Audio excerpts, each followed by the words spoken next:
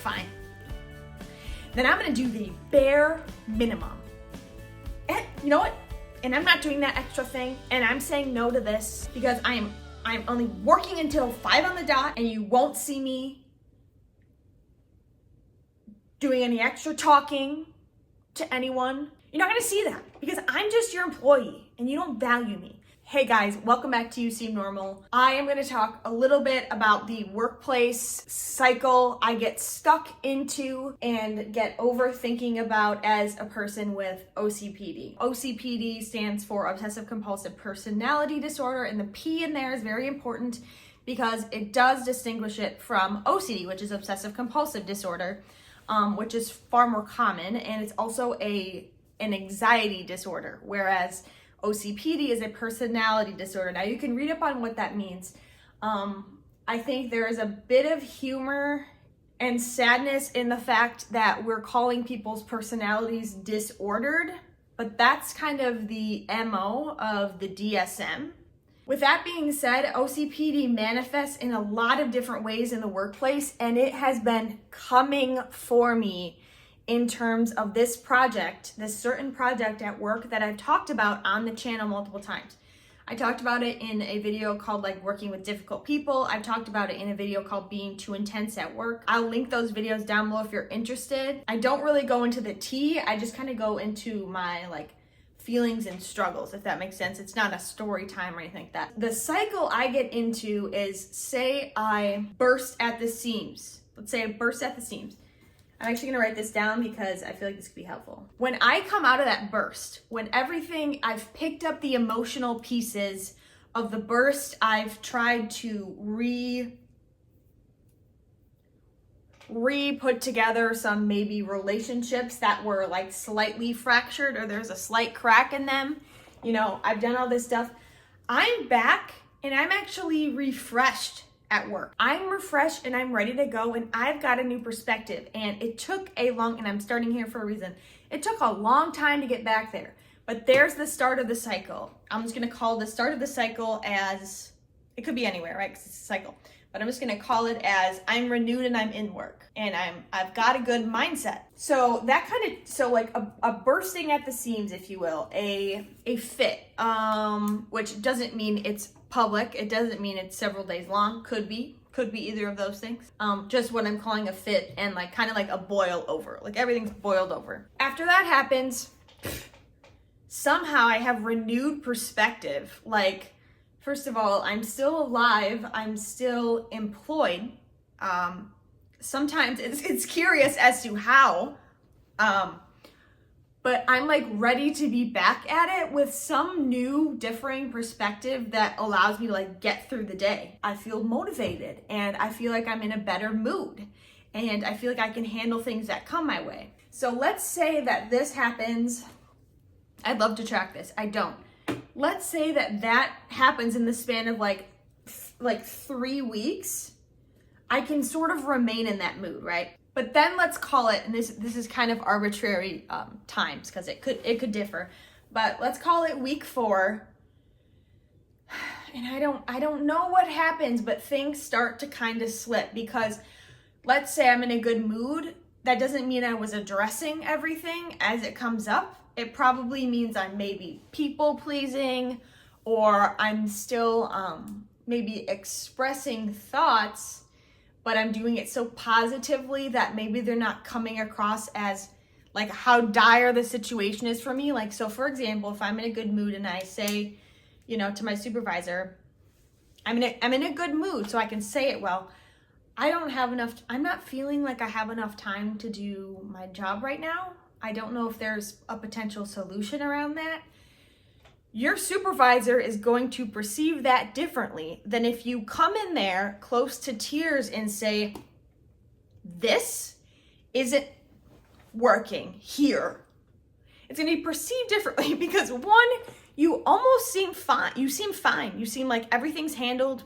You're just properly expressing something. And maybe they'll take that to heart and they'll do something with it. But maybe also not, because it doesn't seem like it's at the top of their problem list. But if you've got an employee coming in like emotionally heightened and they continue to behave this way and they have their kind of like their fault behaviors are coming up, that signals to you as a supervisor, like, you need to handle this immediately, like with urgency. It's different than the first one. So say you're in the 4th week, but things that maybe weren't annoying you as much or that you were addressing professionally in the first 3 weeks are still happening. And you're like, I've addressed this. This shouldn't still be happening. You know, someone shouldn't still be asking me for XYZ, or someone should be responding to me in this manner. It's starting to get a little frustrating because it continues to happen. You tried to handle it. Maybe it's not working. You've done your best. At first you don't succeed, I guess. You start to kind of feel it. So you start to feel it in your Sundays, right when you're about to sleep. You're having a hard time falling asleep on Sundays, more so than normal. You're finding yourself ranting in the middle of the day or at the end of the day when really you don't usually bring work home that much. You're finding yourself playing games maybe in your email inbox. And these are just behaviors that I do. So you likely have other behaviors. You start playing games like, I'm not gonna reply to this because you didn't reply to this. Like, you know, that kind of thing, which you would never do when you're acting as your best self or even your baseline self. You wouldn't do those things. You would just be normal about it. But yeah, so these behaviors start to crop up and maybe you don't feel like making a good lunch, you know? And so then some of the stuff in your like personal life can start to deteriorate slightly again. Maybe you're binging more TV at night when maybe that's not what is needed most for you, or maybe you stopped your journaling habit just because you didn't feel like there was anything worth journaling about, which I hear is often the best time to journal. That's week 4. Week 5 comes, and it's like, it's just a little higher. Does those things, you know, maybe the repeated things aren't happening, but new things are coming, and you're like, if this job, I need to get a new job. I'm going on LinkedIn tonight and I'm saving jobs and I'm applying for jobs and I'm updating my resume and I'm redoing my portfolio. And also I'm gonna completely rethink my career. I think I should actually go down this route. I'm still, pretty young in my career. I'm youthful. I'm just feel comfortable going an entirely different direction because clearly this is not cut out for me and this is not for me. So you might do that. You also might do this other thing, which is, you know what? Fine. Then I'm going to do the bare minimum. And you know what? And I'm not doing that extra thing. And I'm saying no to this. And because I'm only working until 5 on the dot and you won't see me doing any extra talking to anyone or picking up any extra helpful things that sometimes I might do. You're not gonna see that because I'm just your employee and you don't value me, okay? So you either go into I'm getting a new job or you're in this like I'm doing the bare minimum and I'm gonna reduce myself all the way down here in hopes of making myself feel better. Anyway, we do that. End of week 5 probably, you are nearing the weekend. And this is key because you want to try to have your emotional outburst and fits near the weekend because it gives you extra days to recover. So you've saved everything that you've had for the previous 3 weeks, which were okay, right? You were in an okay, good mood. 4th week starts to build. 5th week, you're looking for a new job. End of 5th week, it's over for you. It was the straw that broke the camel's back. Okay, I don't like that. It was the final straw. Something was the final straw. And all of a sudden, you're spilling everything to everyone. You know, you're telling everything to everyone. You're saying how you're talking in the black or white thinking. You're saying everything's terrible. None of this is working. I'm not a good fit. You're not a good fit. Something major needs to change. please help me. Please spend more resources trying to figure out what's wrong with me. It's like extreme thinking, right? With the emotional outburst type of thing, breakdown. Maybe it's at work, maybe it's at home, doesn't really matter. Well, it could matter for the purposes of consequences and picking up the pieces, but for the purposes of what we're talking about in the cycle, doesn't really matter. Then you do the thing or things where somehow you get back to the beginning of the cycle. So I don't know how you do it, but I don't consciously do it. I'm not like, I'm gonna go take a 50-mile walk and I'll be like a new person. No, it's usually like there's several nights, there's new media introduced, I'm talking to people, I'm gaining new perspectives somehow. That's a new perspective and also new strategy. A lot of the times I turn to books and it's like, this is how you should act at work, this is how you should manage your email, this is how to have a crucial conversation, this is how to make a career pivot. And then I have the new mindset and I'm good to go for another 3 weeks or whenever that time span is, that everything seems to be fine until all of a sudden it's not anymore. Here's what I'm saying. In an old video of mine, I would have thought this through and been like, okay, here are some tips for myself, because you guys know I don't necessarily like give advice to others or tell them strategies that they should be using. I talk inner focused, and creating your own strategies that actually work for you. I would have come up with some strategies or tools or tips that I could use in the cycle. Guys, bros, I don't know. I'm figuring this out. I'm like figuring out this cycle right now. Hence why I'm filming this. Because usually when I'm filming something, it's what I'm figuring out and what I'm going through. And so this is what I'm figuring out, is the workplace cycle. I have anger problems, or had anger problems. I have some videos talking about my anger problems as well.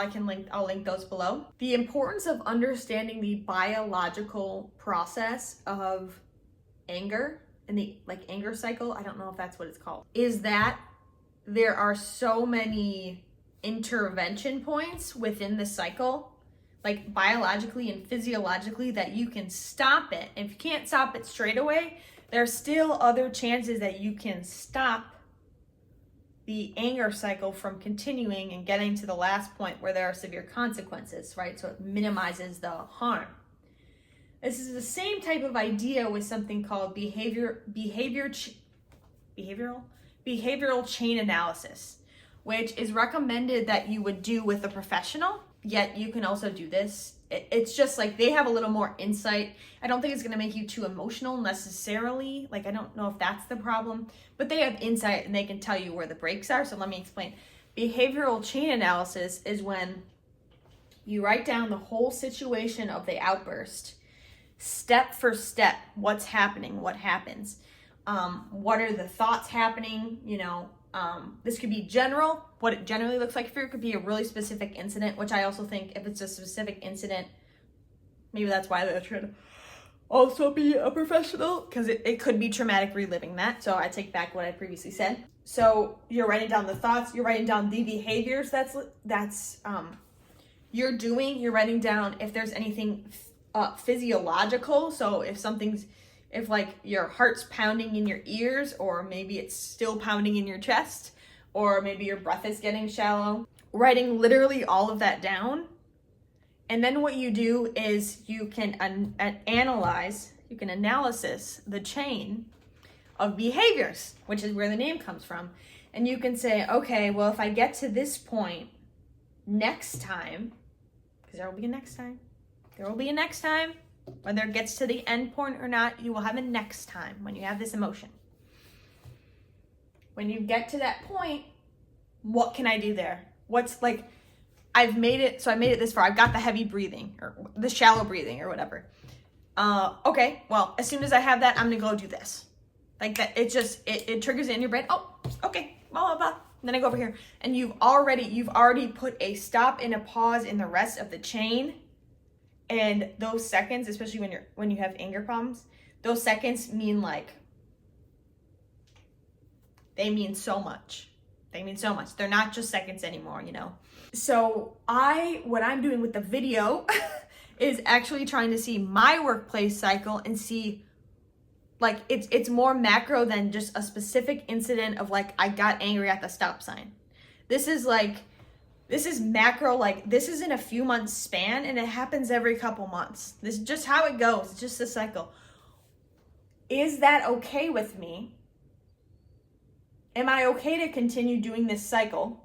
Or can I try to analysis it? I know.